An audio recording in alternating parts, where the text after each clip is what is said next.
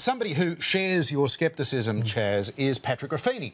He's a leading Republican political strategist, former e-campaign director for the Republican National Committee. He's worked on the website of Republican campaigns since George W. Bush's re-election in 2004. And he's with us from a rather snowy-looking capital. Patrick Ruffini, welcome to Planet America. Good to be with you. I guess in a nutshell, the promise of what Cambridge Analytica were offering was with these profiles they'd built up of the psychological makeup of about 50 million American voters. They could basically say, OK, let's find the neurotic ones and send them kind of scary online ads so that they go for a candidate like Donald Trump who is going to take a strong stand against terrorism or illegal immigrants coming across the wall. I mean, that sounds pretty compelling if they're getting all of that data and playing on people's fears. You just don't buy it. It sounds good, but the real world is different than a spy novel.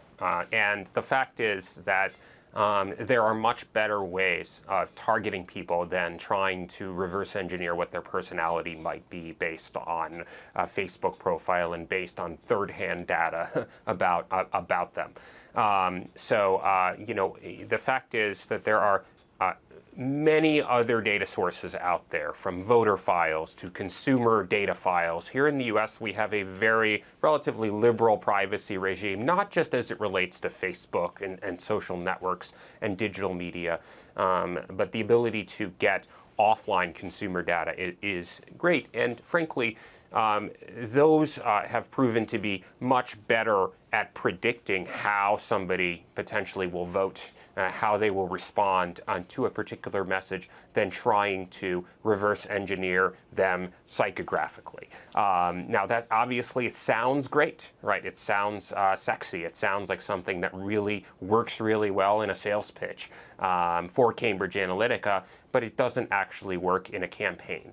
OK, so if this wasn't a game changer, although some will maintain that with 78,000 votes the difference in 3 swing states, you know, a snowy day like behind you there today is going to make the difference in an election. But let's put the electoral politics question aside and look at the ethics of the scraping of that data from those 50 million Americans and the way that it was used on behalf of a political campaign. You've been involved in the collection of data and working on campaigns such as this. Does that trouble you? Yes, there were clearly ethical problems, not just with how they went about collecting Facebook data, but with the other aspects of their business.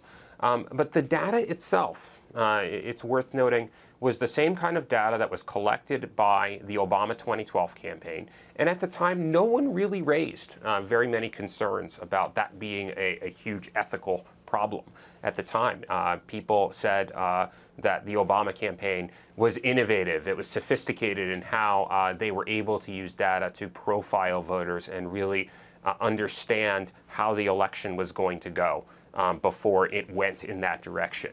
So it seems like we can't really have it both ways. Either the data is good or it's not. So bottom line, Patrick, is it fair to say that you remain very sceptical of the power of this kind of data to not just target individuals, but to shape their opinions and to do what the Mercers and Steve Bannon apparently wanted to do with this data and actually make a more nationalistic, reactionary country as a result? I think that while there's certainly many things you could potentially use this data for, from everything I've heard about the Cambridge approach, it was misguided in terms of you know, the ability to do this type of psychographic profiling. Again, it's unclear why you wouldn't just try to target people who are Trump supporters, or people who seem to, if we don't know they're Trump supporters, people who seem to have more conservative values.